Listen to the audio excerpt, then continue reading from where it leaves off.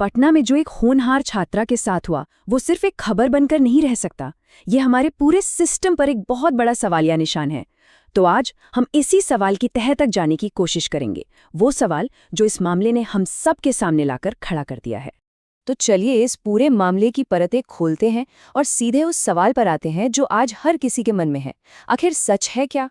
और कहीं ऐसा तो नहीं कि सच को दबाने की कोई कोशिश चल रही हो? देखिए, ये पूरा मामला ना दो बिल्कुल अलग अलग कहानियों के बीच में उलझा हुआ है।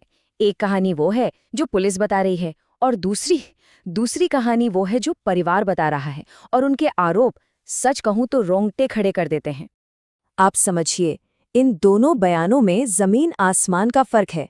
एक तरफ कहा जा रहा है कि ये महज एक हादसा है और दूसरी तरफ इशारा एक ऐसे भयानक, ऐसे घिनौने अपराध की तरफ है जिसकी कल्पना करना भी मुश्किल है। तो चलिए अब इन दोनों दावों को एक एक करके देखते हैं और समझने की कोशिश करते हैं कि आखिर ये इतना बड़ा विरोधाभास है क्या। यहाँ पर टकराव बिल्कुल साफ है, एकदम क्रिस्टल क्लियर। पुलिस का वर्जन है कि मौत नींद की गोलियों के ओवरडोज से हुई, वहीं दूसरी तरफ परिवार का आरोप है कि ये रेप और मर्डर का केस है। आप खुद सोचिए, ये दोनों बातें एक साथ सच तो हो ही नहीं सकती। और बस यहीं से असली सवाल उठने शुरू हो जाते हैं। चलिए, एक मिनट के लिए मान लेते हैं कि पुलिस की बात सही है। तो फिर सबसे बड़ा सवाल ये है कि भाई, नींद की गोलियां जो बिना डॉक्टर के पर्चे के मिल ही नहीं सकती, वो इतनी आसानी से पटना में बिक कैसे रही हैं? और बात सिर्फ इतनी सी नहीं है, सवाल ये भी है कि कौन सा था वो मेडिकल स्टोर, कौन था वो सप्लायर जो ये गोलियां दे रहा था। जब तक इन सीधे सीधे सवालों के जवाब नहीं मिल जाते, पुलिस की कहानी में आप समझिए कि बहुत बड़े झोल नजर आते हैं। अब जरा सिक्के का दूसरा पहलू देखते हैं। मान लीजिए अगर परिवार के आरोप, जो कि बहुत ही ज्यादा गंभीर हैं, उनमें जरा सी भी सच्चाई है, तो पुलिस इतनी जल्दबाजी में किसी नतीजे पर पहुंच कैसे गई? क्या ढंग से कोई जांच हुई भी या नहीं? तो अब इस पूरी कंफ्यूजन और इन सारे सवालों के बीच एक फेयर इन्वेस्टिगेशन के लिए, एक निष्पक्ष जांच के लिए कुछ बहुत ही ठोस मांगे सामने रखी गई हैं।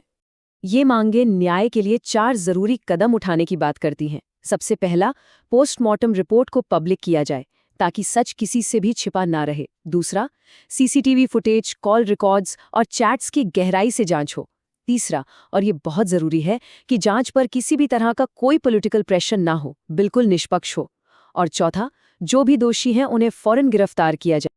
लेकिन देखिए, ये मामला सिर्फ पुलिस की जांच तक ही सीमित नहीं है। ये हमारे हम सब के समाज पर भी एक बहुत बड़ा सवाल खड़ा करता है। और ये सवाल उन नेताओं से भी है जो चुनाव के टाइम तो हाथ जोड़कर वोट मांगने आ जाते हैं, बड़े बड़े भाषण देते हैं, लेकिन आज जब एक बेटी को इंसाफ की जरूरत है तो वो सब के सब कहाँ गायब हैं? उनकी ये जो चुप्पी है, ये क्या कहती है? जरा सोचिए कि हमने खोया क्या है। एक बेटी जो कल एक अच्छी डॉक्टर बन के समाज की सेवा करती, न जाने कितनी जानें बचाती। आज उसकी अपनी मौत पर हमारा पूरा समाज खामोश है। सच कहूं तो ये चुप्पी डराने वाली है। हम सबको ये याद रखना होगा कि ये लड़ाई सिर्फ एक परिवार की लड़ाई नहीं है। नहीं, ये हर उस बेटी की सुरक्षा की लड़ाई है जो अपने सपनों को पूरा करने के लिए घर से बाहर निकलती है। ये हर उस माँ बाप की चिंता की लड़ाई है जो अपने बच्चों के लिए डरते हैं। ये हमारे समाज के भविष्य की लड़ाई है। तो आखिर में बात बिल्कुल साफ है। कोई मनगढ़ंत कहानी नहीं चाहिए, न्याय चाहिए। कोई बहाना नहीं चाहिए, सच चाहिए। और कोई दबाव नहीं, सिर्फ और सिर्फ एक निष्पक्ष जांच चाहिए। और जब तक इंसाफ नहीं मिल जाता, ये आवाज दबनी नहीं चाहिए।